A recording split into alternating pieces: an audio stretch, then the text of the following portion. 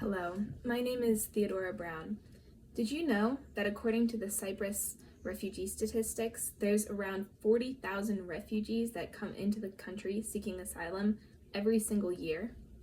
This might not seem like a big number, but when you take into account the fact that the country itself is less than 150 miles across at its widest, this is a huge number. This summer, I was blessed to be able to go on a missions trip to Cyprus and to serve with a church in their refugee ministry. Here is a picture of the church I was serving with.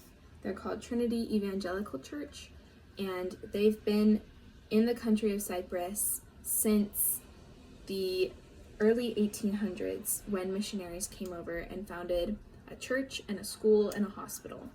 And they have an English-speaking congregation and a Greek-speaking congregation, but I was working with and serving with the English-speaking congregation, which really focuses on refugee ministry. This is a picture of me and the team of people I was working with. This is me and my teammate Gloria Bump, and then the pastor and his wife and one of the elders of the congregation. And we were all working together for this missions trip. Here's a picture of the congregation. They have about 80 to 120 members every week attending, and a great majority of the people who attend this service are asylum-seeking refugees. Our main project while we were serving the church there was to teach English classes to the Kurdish refugees.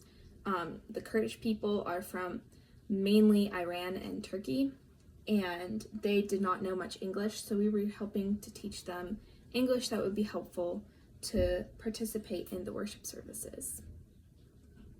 Here's a picture of our English class.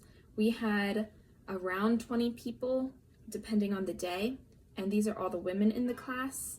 The Kurdish people were very careful about segregation, so we have a picture of the women and then a picture of the men. And then here's a picture of our whole class sitting together in the class session. We also hosted a week of VBS for the children of the church and for the surrounding community. This was the third week that we were there out of the month we were over in Cyprus, and they call it Holiday Bible Club instead of Vacation Bible School like we do in the States. And we had about 40 kids show up for that from the church and the surrounding community. A lot of Romanian refugees and Nigerian refugees attended that week of Bible classes, and we had a theme of the 7 C's of creation. So here we are building the set for the Vacation Bible School. It was a jungle theme. And here we are, all the kids attending the assembly, and we put on a skit to teach some Bible truths through a story. And here's my class that I was teaching. I taught the youngest group of ages 4 to 6, and we had 8 kids in our class. They were very sweet. And here's a few more pictures from our class time. We had a craft station, a snack station, a Bible story station, a science station where we had an object lesson and a Bible story truth behind it, and a song station as well. I also taught some cooking classes during this missions trip to the men of the church, especially the single men who did not have family to cook for them anymore and were relying on themselves to feed themselves. And so I taught some easy meals that would be good for after they came home from a long day of work to just make a easy meal. I taught how to make breakfast burritos because that's an easy breakfast to take with them to work, and then also how to make fried rice, which is an easy meal that you can make with leftovers out of staple foods from their culture, like chicken, rice, eggs. And yeah, we had 3 cooking classes, and they loved it, and I think they all learned a lot. We also did some sightseeing while we were over there. Everyone was very excited to take us around and show us the country, and it is a beautiful, beautiful island. Cyprus is in between Greece and Syria in the Mediterranean Ocean, and they have beautiful weather in the summer. It's completely sunny, there's never rain, and so we had an amazing time sightseeing. Here's one of the churches in the city where we were staying. The city of Larnaca has the Church of St. Lazarus, which was beautiful. And here is the Church of St. Barnabas, which was up in the northern half of the country. And this is where, according to tradition, St. Barnabas spent his final days, and he now is buried in the crypt underneath.